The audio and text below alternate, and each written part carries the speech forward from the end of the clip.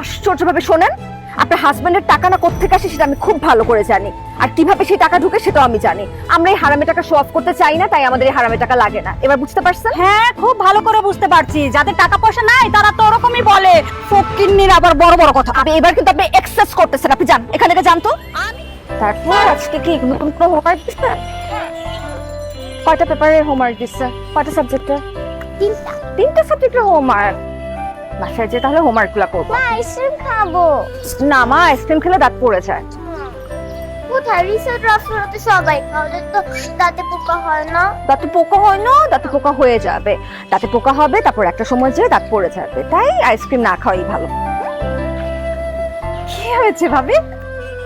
কিছু না ভাবে, একটু জেদ করতেছিল আইসক্রিম খাওয়ার জন্য। ও, তাহলে দেন না একটা আইসক্রিম কিনে।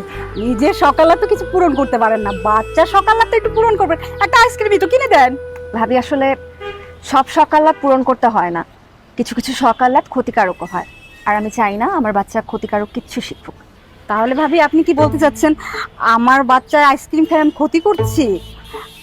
ভাবি আপনি একটু বেশি সচেতন, নাকি টাকার কোনো সমস্যা?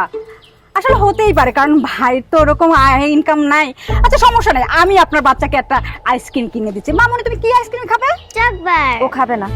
আরে ভাবি, আপনার মেয়ে মানে আমার মেয়ে, ওকে একটা আইসক্রিম কিনে দিই, সমস্যা নাই। ও আইসক্রিম খাবে না, আপনি শুধু শুধু আপনার টাকা নষ্ট করেন না ভাবি। আরে ভাবি, একটা আইসক্রিমই তো, কোনো সমস্যা নাই তো। ভাবি আইসক্রিম খাবেন, আপনি কেন বুঝতেছেন না? আর আপনি এটা কেন বুঝতে চান না যে আপনার বারবার এই শো অফ করার ব্যাপারটা আমার পছন্দ না? আপনার কেন বারবার বুঝাইতে হবে যে আপনার অনেক টাকা আছে? ভাবি আপনি কি আমাকে অপমান করছেন? না ভাবে অপমান করতেছি না, আমি জাস্ট আপনাকে বুঝাইতে চাচ্ছি যে আমি চাই না আমার বাচ্চা কোনো বাজে অভ্যাস করুক। আর ও যদি আইসক্রিম লাগে আমি তোকে আইসক্রিম কিনে দিতে পারি, আপনার কেন টাকা দেওয়া লাগবে? না না ভাবি, আপনি তো আমাকে অপমান করতেছেন। আপনি যে আমাকে অপমান করতেছেন সেটা আমি বুঝতে পারতেছি। আমার হাজবেন্ডের টাকা পয়সা আছে, আমি শো অফ করবো, এটা তো নর্মাল, তাই না? আপনার হাজবেন্ডের যদি টাকা পয়সা থাকতো আপনিও শো অফ করতেন। আসলে ছোট লোকের তো স্বভাব চরিত্র ছোট লোকের মতোই হবে, এটাই স্বাভাবিক। আশ্চর্য ভাবে আপনি কথায় কথা আমাকে ছোট লোক বলেন কেন?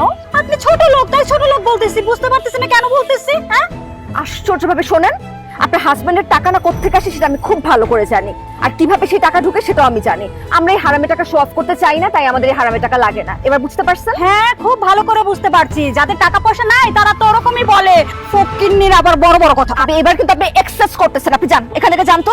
আমি কেন যাব? আপনার যদি গা জ্বলে আপনি এখান থেকে যান। জামাই নিয়ে এত ছাপাই গায়েন না, বুঝছেন? আপনার স্বামী তো ছোট লোক, টাকা ইনকাম করার যোগ্যতা নেই। স্টুপিড একটা মহিলা।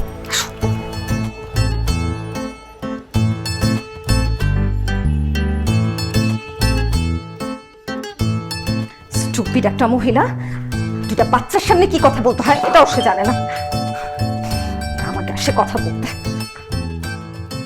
বললাম যে এই বাসাটা ছেড়ে চলে যাই আমরা, না শুনবে না সে, এই বাসাতেই দাঁড় থাকতে হবে।